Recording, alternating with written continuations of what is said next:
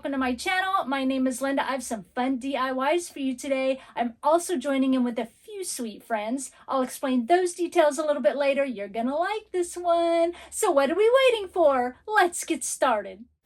Today we'll be working on some rustic and some country Easter home decor, so let's get started with project number 1. For this project, I'm going to be using this one wood board from Dollar Tree and then just kind of some, salvage pieces from my wood pile. This is actually like a tongue and groove board. I'm going to use the side that's not so groovy, and I'm going to cut this first one down to about 15 inches off camera because it's boring to watch, and this one down to about 20 inches, okay?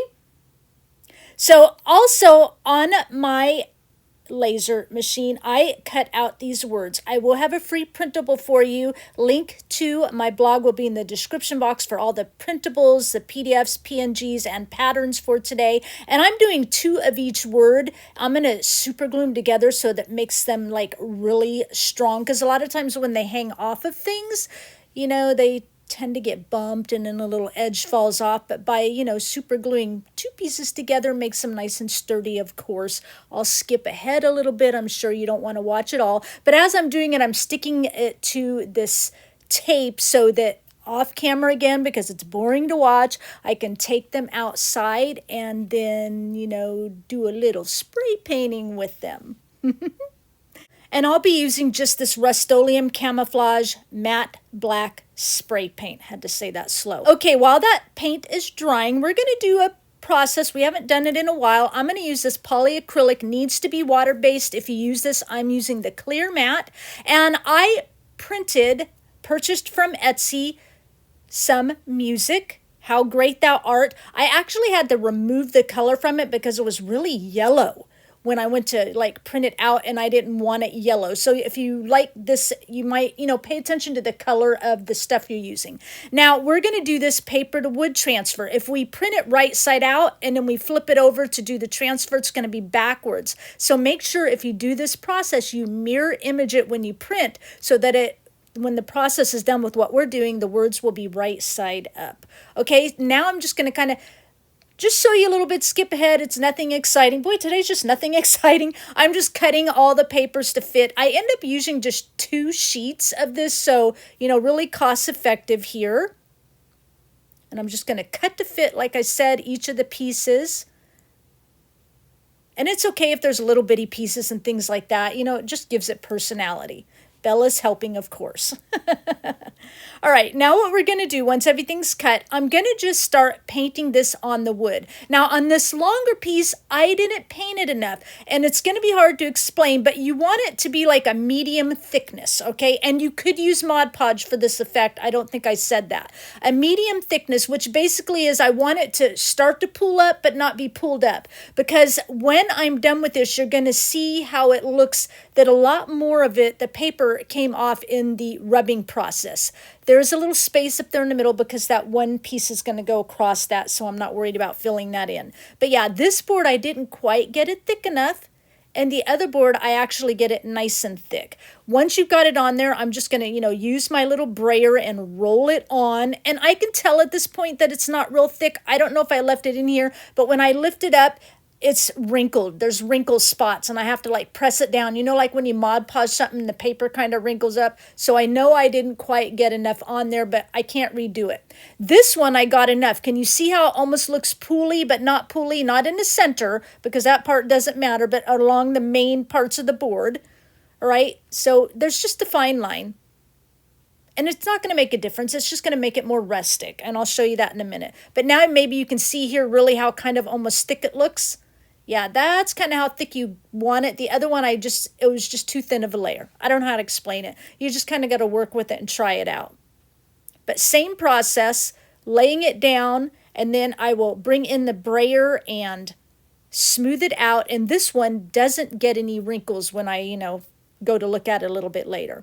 All right, while that's drying, I'm just taking my one board here and I'm putting a couple of tiny little holes in it, about 1.5 inches in from the sides, maybe 1/4 inch down from the top. And I'm not going to show the whole process of this board as I'm doing it because I end up not liking, because I paint it.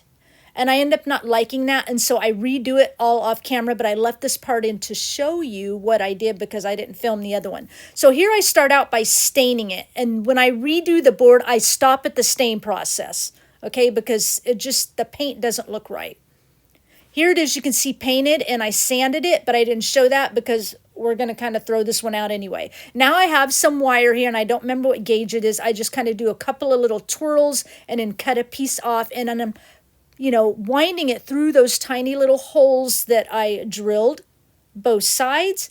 And then on the back side, I'm going to push the wire down. It's going to make us look like we, hung this little sign with wire onto our board, basically onto our cross. Now the wire sticks up, all right? So we want it to lay level, so I'm just gluing down some cardboard here to make it all level all the way across. All right, now we're going to start our process, and basically this is a paper to wood transfer process. I like to use a sponge and water, and some people use very little water. I like to use a lot of water, but the first thing I'll do is just kind of get it on there and get the paper just initially wet. Okay, and then I just scrub with the sponge. I don't use the scratchy part, just the sponge, and it takes time, and I'm just going to show you this little bit because I'm going to do the rest off camera. And basically you can scrub with the foam or the sponge, you could rub it with your fingers, a little bit of both, and you're just trying to get that milky white paper layer off the back. Sorry to say you'll never get it completely off because I've tried and tried and tried as I've done this process a million times. But you want it off enough so that the wording and stuff basically looks transparent on your wood. I don't know how some people get it all the way off. I don't know if it's what I'm using or whatever. I just printed it onto some, paper I had, nothing exciting, wasn't any special paper. Here's what that looks like. Now, as it dries, it's going to get all milky white again, so you might want to repeat the process a couple of times. But I'll finish the rest of this pretty much off camera. I'll show you this one here as I'm kind of wiping it off and finishing it up. Here's what it looks like. And then I want you to see the difference. See how the paper on this is all like whole and still intact? It was because I used enough of the stuff. Now the longer board, I want you to see this. See, it's because I didn't use enough and a lot of it came off as I was rubbing. Okay, but that's okay. We're going to make it work. Now I want it to stay kind of this wet look and not too much milky come out. So a couple of years ago, I'm like, how can I make it look like milky and not keep rubbing because I can't get this paper fibers off. So what I do is I re-wet it and then I use Mod Podge while it's still wet. I don't know how I figured that out. I'm like, well, Mod Podge seals stuff in, right? So why don't I put Mod Podge over it when it's still wet and it'll seal it in? And it actually works pretty decent. So I re-wet the whole thing and now I'm just coming in with that Mod Podge and just sealing right over the top. Again, it's okay that the bottom words, a lot of it is off versus the other board. We're gonna make it work and look good. Don't worry. I was worried, but don't you be worried because we'll make it look good. Now what I'm going to do is to take Distress Oxide ink and Vintage Photo, and I just kind of want to rustic it up a little bit more. So I'm just rubbing it on a little bit with the finger dauber, adding in some colors. But Distress Oxide kind of has a little bit of a green tone to it, and that's okay. We'll make it look good, but we're going to do both boards, okay? And then just kind of filling it in. We want to make them both sort of match a little bit better. And then I'm going to come in with just some Waverly Antique Wax, just kind of, yeah, it's mixed with water, but just kind of brushing it on full strength and just kind of getting that little bit of green tone gone, but looking good. And then I will come in and I'm going to sand around the edges on the wood to kind of brighten around the perimeter a little bit. It's just all these little micro things you do to make it look better. And now I'm going to pause it here in just a second. By doing all that we did on this board, you don't see the difference, the outline where all the paper came off as much. Do you know what I mean? We kind of blended that into the wood a little bit so it's not so in your face. Now what I'm going to do, I'm pleased with how it's going to look, how it's going to work out. So I'm just using some wood glue here to glue this on. I'll clamp it up, and then once that's dry, off camera, I'm just going to put like 3 nails in the middle as well, just to, make sure it's all nice and secure. But I let this set about 10 minutes before I do that process. But I don't film hammering painting nails because, again, that's boring. All right, now here's my sign all done and ready. It's just stained. I did the little, wire, everything, but it looks much better than the one painted board. And then what I'm doing is I'm just gluing down my words here. Now, you could use the PDF or the PNG into like electronic file and cut it out in vinyl, or the PDF, you could print it out on some pretty scrapbook paper and then cut that out to fit your sign however you want to do it, right? And then I'm going to go ahead and glue this down right in the center. And I was almost going to be done here, but I'm like, it's missing something. Of course we're going to splatter. So I've got black paint mixed with water. We're going to do a little splattering to kind of bring it all together and unify it. And then it's a little, I can't believe I'm going to say this, a little bit too rustic for me still. So I'm going to add some flowers. I've got some pinks and browns, some pretty flowers. I've got them laid in the position I want them, but not glued down yet, because I thought, again, this project is like, I didn't show you this because it's boring. I didn't show you that it's boring, but I did show you this because it's boring as a half hour laying flowers in the position I want, but now they are where they want. So I'm going to come in and glue the flowers down how I want it. And I think this just kind of brings that feminine, beauty to it, right? We have the rustic Easter of the cross and the meaning of Jesus dying on the cross for our sins, but then we bring in the beautiful floral as Jesus died for our sins. It made us all new, right? And beautiful. So that was my intent here. Using this jelly ribbon here from Dollar Tree, I love it. So that was what I used for the little bow I tied off camera. I love it because it's not just a sheer ribbon. I say this a lot, but it's actually really thick and slightly sheer. It's just a good quality ribbon. Anyway, gluing a few more flowers on, decided I need 1 or 2 extra. And then once I get all these flowers on, that makes this project complete. We'll take a look at the results at the end of the video. For today's video, I'm joining in with my besties. They probably didn't know they were my besties, but they're my besties now. I'm joining in again. You may remember we just did a spring collab, but we decided to now bring in the Easter collab of it. I'm joining in with Patti, who is Patti J. Good, Emily, who is Farm Charm Chic, and Wendy, who is White Sparrow Living Luke 12:6 here on YouTube. Gonna bring you lots of inspirational Easter decor. You will find a link to the playlist where you can get all our videos in one convenient location in the description box, as well as pinned in the comments. So make sure you click on it, go to their videos, watch them. If you're not subscribed, hit that subscribe button. Let them know I sent you. Say hello. And if you're coming from their channel, welcome. I'm so glad you're here. I hope you enjoy the crafts I have for you today. And with that said, let's move right on into project number 2. For this project, I have this cutting board. I got it at a thrift store. And these 2 crosses from Dollar Tree. Now on this cutting board, off camera, I'm just going to cut about 1 inch off on each side because it's a little too wide for what I want. And, about 1.5 inches off the top. And then on these 2 crosses, we're going to wood glue them together, but first I'm going to just cut off that little top part there so I don't have to worry about trying to fill the hole. And just like the last project, I used my wood laser machine. I cut out my words double because obviously I will super glue them together. Now I made 2 sets of files, of course, PDF, PNG, and what I did is on one, if you look the upper left right now, the words are split in case you want to print them out and cut them out separately. Right? And then on the other one, I put the words more closer together in case you wanted to, print and cut out more closer together in one unit on your paper, okay? Now, once everything's super glued off camera, I'll spray paint them just like I did the other words, okay? So here's my board. It's all cut out, ready to go. All we have to do is drill our hole in a little bit. And I'm going to bring in scrapbook paper for this. I just love to use it. I know it's a cutting board, but I'm making it a home decor piece.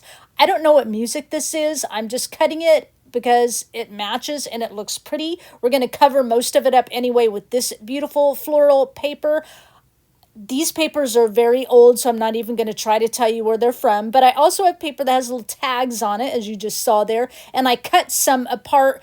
They're going to go in different spots, but I did it so you can, put them in between the layers of the paper like this. All right?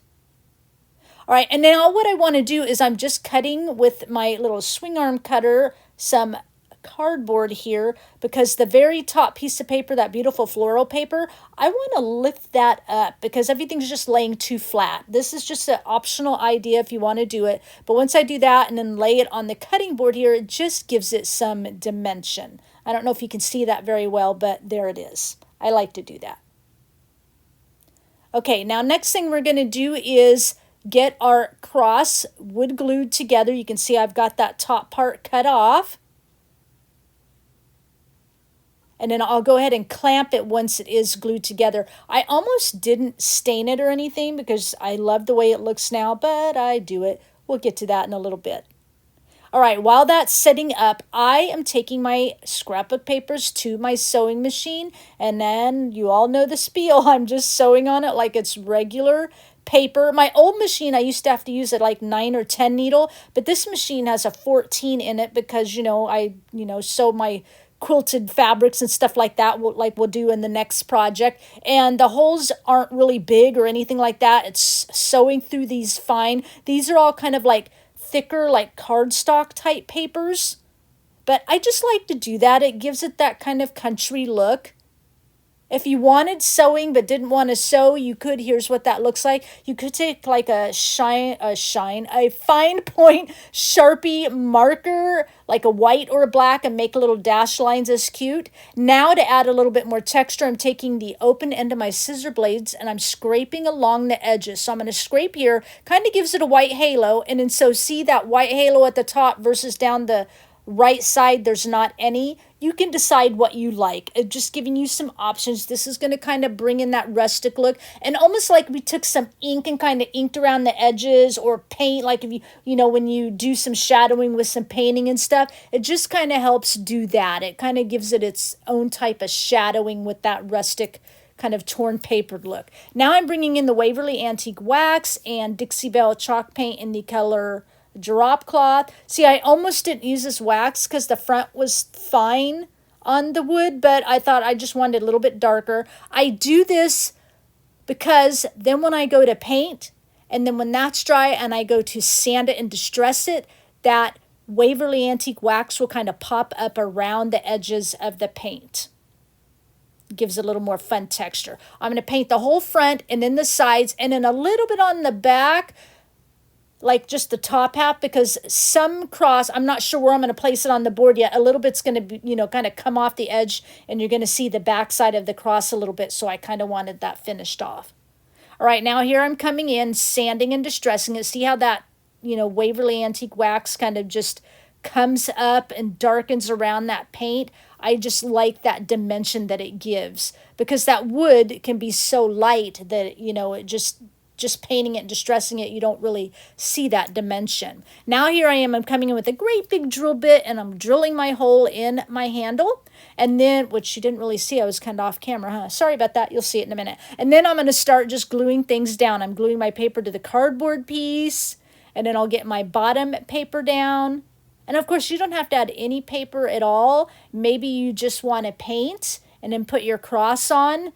Maybe your only paper is your title. I don't know. It's however you want to do it, all right? Before I glue my cardboard paper on, I'm kind of, laying it there so I can figure out where I want my pieces underneath and stuff and how they're going to look. And so just laying those down in between the layers and then laying this piece right on top.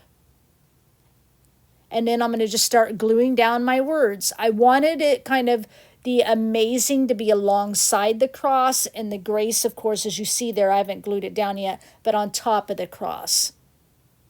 I think that just looks really pretty.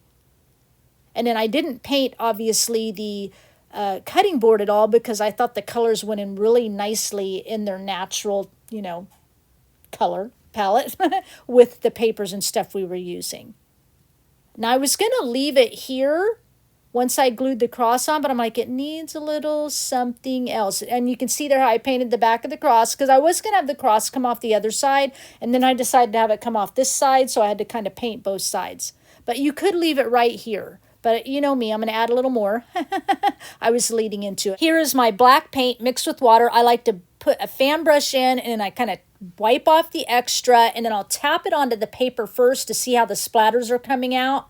And then I'll tap it onto my project. Because a lot of times when the splatters first come out, they're really heavy and thick and kind of do that long line of splatter, and I hate that. So I always just get that first initial bit of paint off first. Now I'm using just Dollar Tree rope, and I'm making a simple knot, you know, wind it through the hole of the handle, make a simple knot. And then I decided I just wanted to bring in that pretty, like the other cross.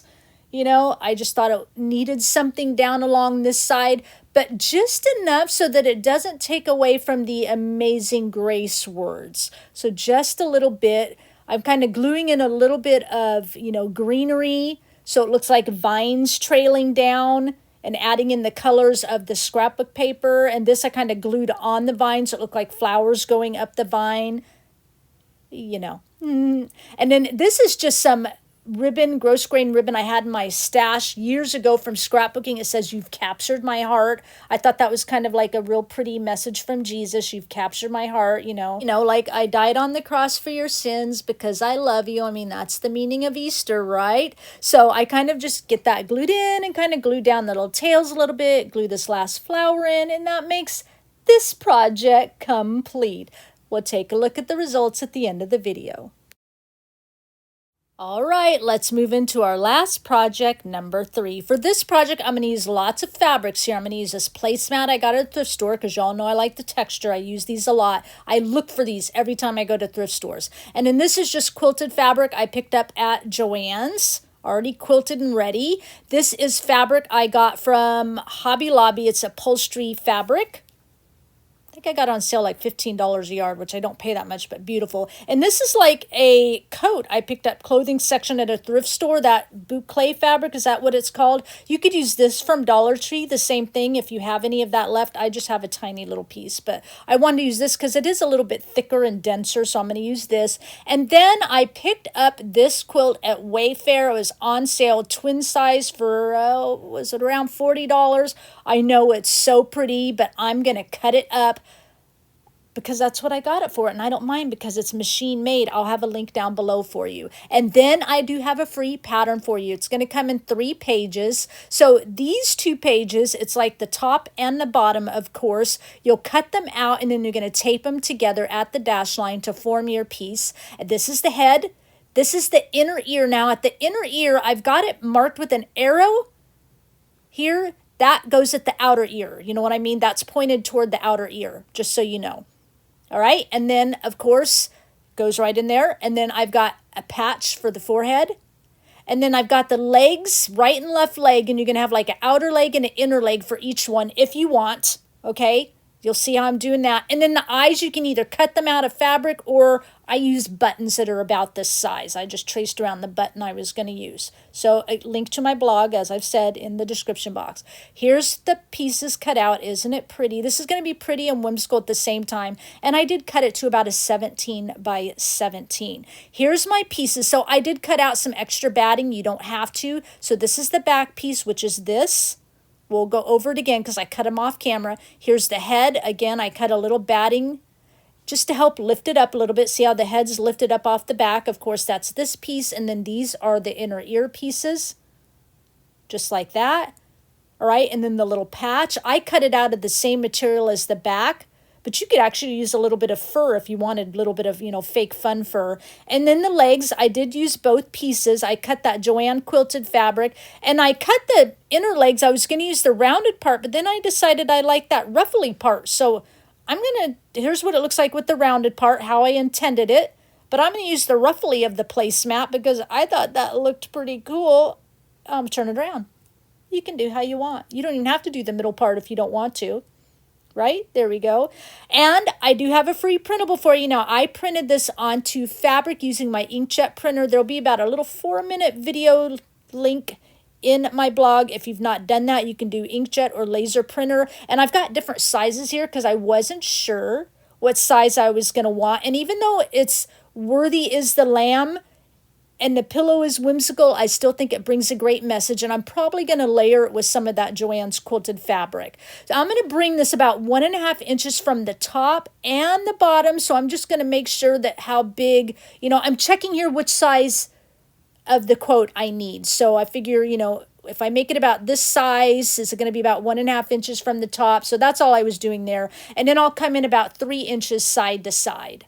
Okay, if you're a gluer, you can use hot glue or fabric glue. Start with your most bottom layer first, which of course your legs, and get those glued on.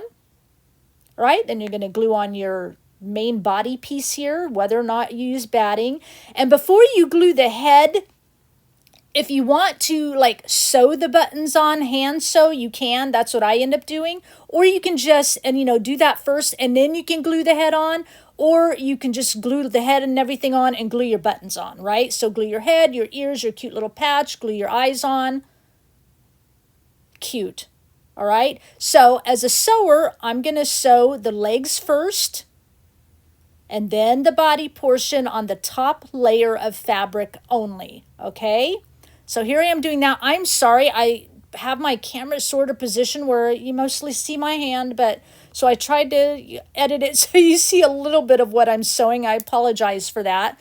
And also as I sew around the main like body of the cute little lamb, I do sew in that scallop, edge, because you see that, but you could just kind of go around in a circle if you want. But I sew as to bring in the scallops of that pattern. But again, I know this is whimsical looking. I don't want people to, I'm not making fun of the season or Jesus or anything like that. I just thought it was cute because lambs are whimsical and cute and we all love them. So I wanted to bring that in, that whimsy cute, but the fabric of the background of the pillow with all the roses and stuff makes it that beautiful. So that's how I thought of it. And then worthy is the lamb. That's how I tie it in together.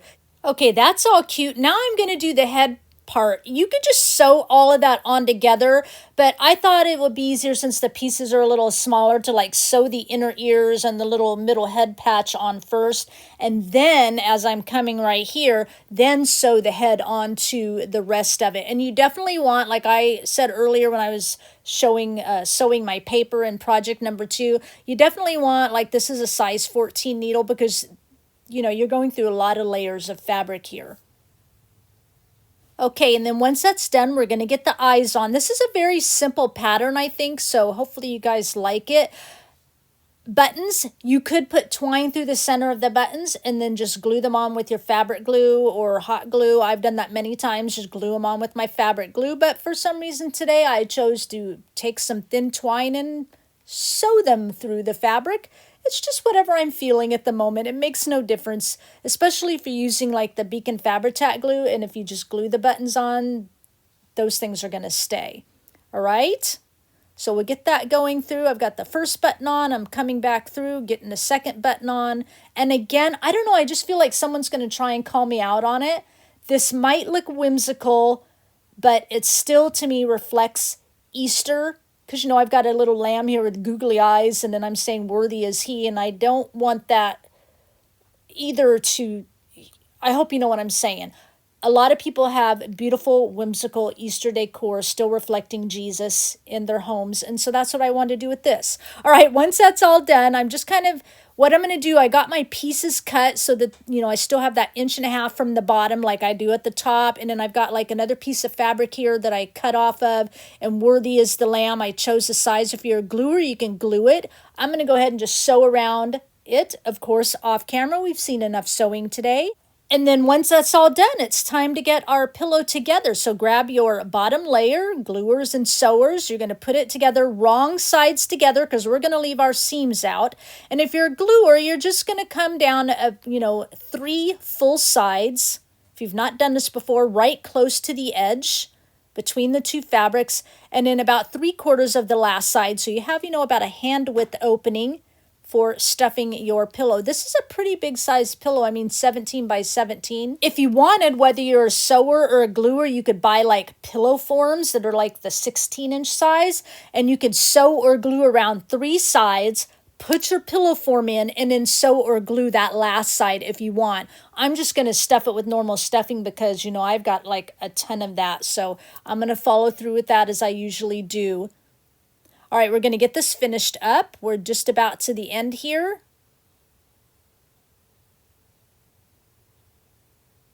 All right, so here we go, looking cute with some kitty tails in the way, and I'm just going to start stuffing, of course. I don't stuff all of it on here. That's pretty boring. I'm really with that statement today, huh? That's pretty boring. I'll do it off camera. That's pretty boring. I'll do it off camera. Once you stuff it, you can sew or glue that opening closed. Okay, and here that is all finished. Now, you could stop here, but I want this to look kind of a little bit like old quilts. So I like to take sandpaper. It really doesn't matter the grit. And just my little hand sander, and I would just scrape it along those outer edges we left out to make it look like you just really cut up a battered quilt. And that makes this project complete.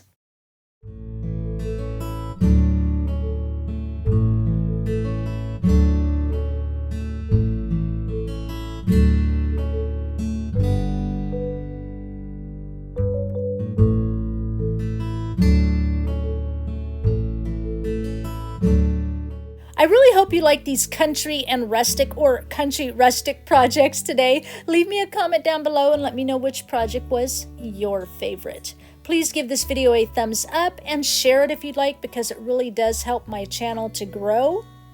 But if you walked in here for the first time, you're just checking things out, or maybe you came over from Wendy's or Emily's or Patti's channel, welcome to my channel. I hope you like what you saw here today. If you did, before you click off, make sure you hit that subscribe button and notification bell so you don't miss out on another craft from me.